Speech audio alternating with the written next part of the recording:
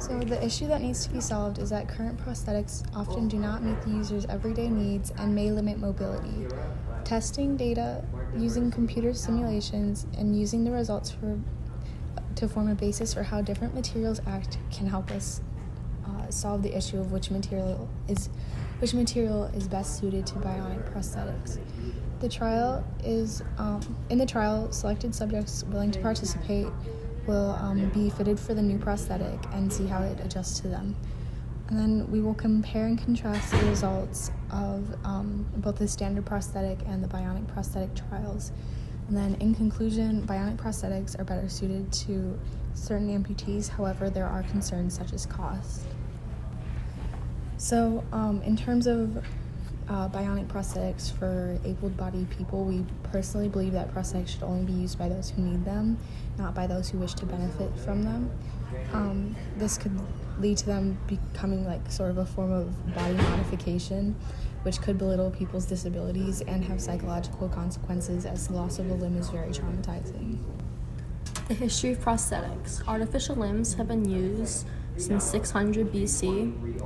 Some common examples include hooks, metal arms, and wooden legs.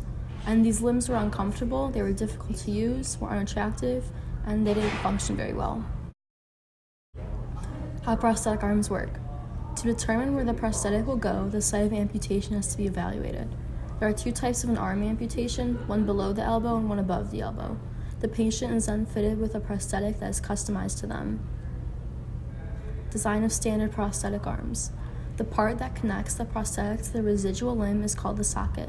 The socket is molded from plaster to accurately fit the residual limb, as this would provide maximum comfort to the patient. There is also a suspension system, which secures the prosthesis to the residual limb. Common methods used for a suspension system are a sleeve, suction socket, and a harness. The last part of a prosthetic is the control system. There are two types of control systems, a cable and one where the electrodes signal the arm to move. How bionic arms work. Instead of a typical prosthetic arm that provides the user with little function, bionic arms can provide the patient with about 20 degrees of independent motion. But there is a prerequisite. One must have enough remaining nerves left. Patients will undergo an invasive surgery to remove the remaining nerves and move those nerves to the chest. When one thinks about moving the arm, the chest muscles contract. Then, there are electrodes that are placed on the patient's chest. So when the patient thinks about doing a simple task, such as opening a door, the chest muscles contract, telling the electrodes, sending a signal to the arm, allowing the task to be completed. Design of bionic prosthetic arms. The bionic arm is made up of 7 metal segments attached by 6 joints. They are typically made out of steel or iron. There's an electrical sensor that attaches to the chest muscles so that when the arm wants to move, the chest contracts, which causes the arm to move. Standard versus bionic prosthetics. So with standard prosthetics, they may not be able to meet the user's everyday needs, and they may limit the user's mobility. They can cause instability and skin irritation at the site of where the socket connects to the residual limb.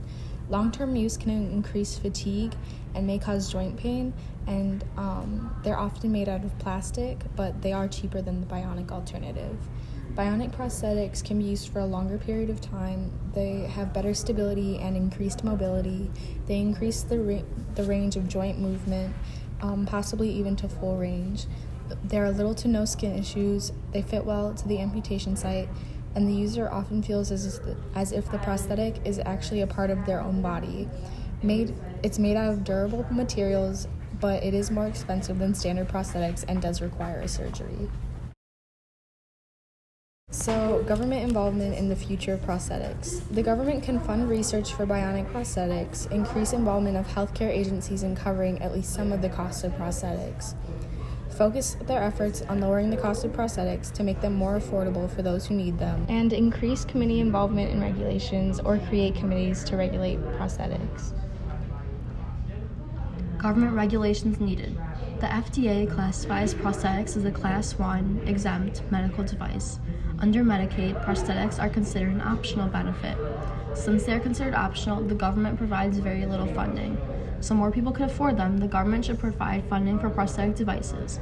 This will give people who actually need prosthetics an opportunity to use them. This will provide those who cannot afford prosthetics a better quality of life. Hope for the future of prosthetics. Developments in prosthetics will allow those who have physical disabilities from amputation to function as if they still had their limbs while having fewer negative effects than current models. Future developments could even allow for more powerful physical abilities, for example, being stronger or faster. We're excited. That's it. Thank you.